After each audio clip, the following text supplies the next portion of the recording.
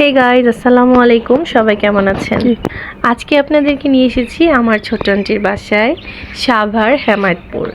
আর এই যে জায়গাটা দেখতে পাচ্ছেন, এখান থেকে কিন্তু আমার আন্টি, উনি হচ্ছেন আমার ছোট আন্টি, গাছ থেকে বরবটি নিচ্ছেন।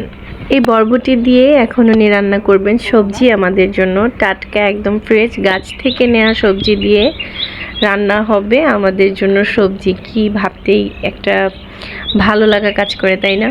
চারপাশটা এত বেশি সুন্দর যে এখানে দাঁড়িয়ে যদি অনেকক্ষণ সময় শুধু কোনো কাজ ছাড়া চারপাশটার দিকে একটু তাকিয়ে থাকা যায়, তারপরেও মনে একটা অন্যরকম আনন্দ কাজ করে। এইখানে মূলত একটা বাগানের মতো করে আন্টিরা অনেক ধরনের গাছ সবজি চাষ করছিলেন। যেমন ধরেন এখানে এই যে বরবটি গাছ থেকে মাত্র আমার আন্টি যে বরবটিগুলো নিল, এই যে মোটামুটি কিন্তু একটা সবজি রান্নার জন্য যথেষ্ট। তারপরেও আমরা এসে আবার এখান থেকে পরদিন আবার নিয়েছিলাম বরবটি। এসে দেখি আবার আগের মতো হয়ে আছে অনেকগুলো। দেন হচ্ছে পেঁপে গাছ, কলা গাছ, আরও অনেক ধরনের সবজি গাছও ছিল। আমার আসলে ওইভাবে নামগুলো মনে নেই, আমি তো প্রকৃতি দেখাতে ব্যস্ত ছিলাম। পাখি ডাকতেছে, মাশাআল্লাহ।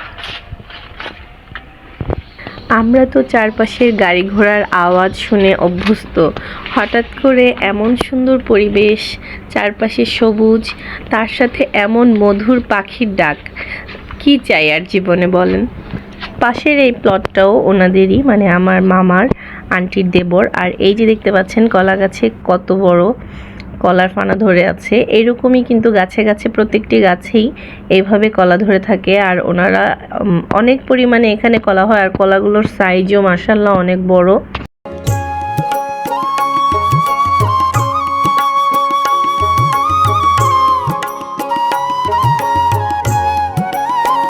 চারপাশে এত সুন্দর সবুজে ঘেরা, তার উপর ওনারা বিভিন্ন জায়গায় জায়গায় এরকম বাগানের মতো করে অনেক ধরনের গাছ লাগিয়ে রেখেছেন, যাতে করে জায়গাটা আরও বেশি সুন্দর লাগছে দেখতে।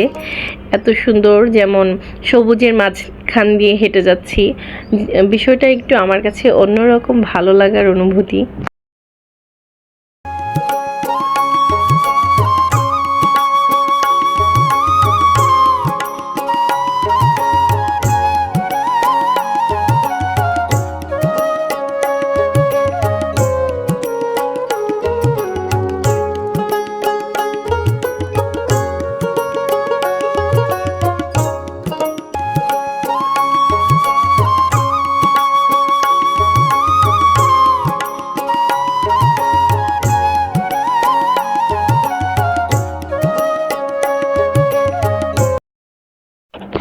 নানা এখানে অনেক যত্ন করে একটা আম গাছ লাগিয়েছেন, আর এটা অনেক বড় মাশাআল্লাহ, এতে অনেক আম ধরে আছে। এর জন্য চারপাশে এভাবে নেট দিয়ে ঘেরা।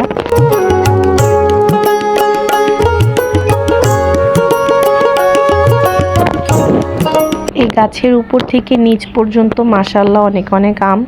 আমরা সেখানে নানা নিজের হাতে আমাদেরকে আম পেড়ে দিয়েছে, আর আমরা সেই আম দিয়ে ভর্তাও খেয়েছি। ভিডিও দিব ইনশাআল্লাহ পরে।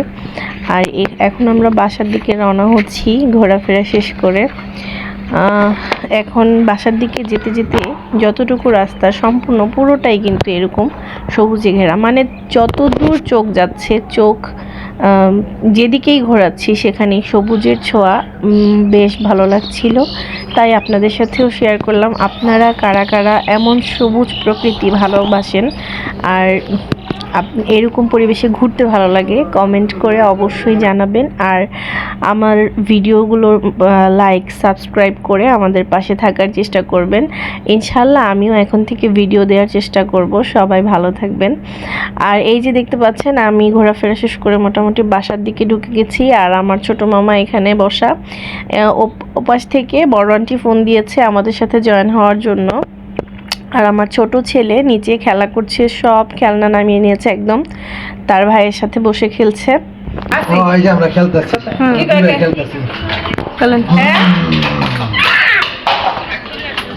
শাক না বরবটি, বরবটি আছে বাজে করতে রাইতে না।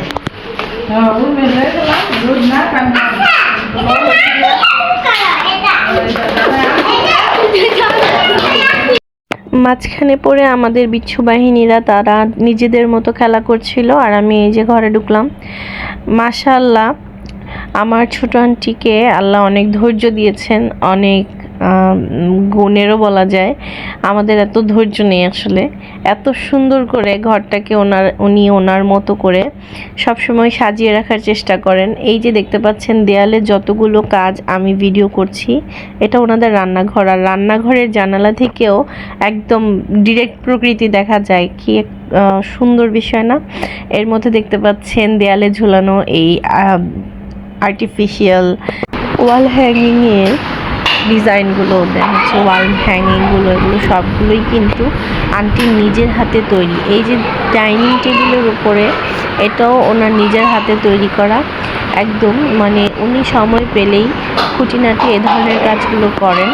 এখানে সবগুলো কিন্তু পেপার ক্রাফট, এগুলো ওনার নিজের হাতে তৈরি করেছেন আর এভাবে দেয়ালে হ্যাং করেছেন।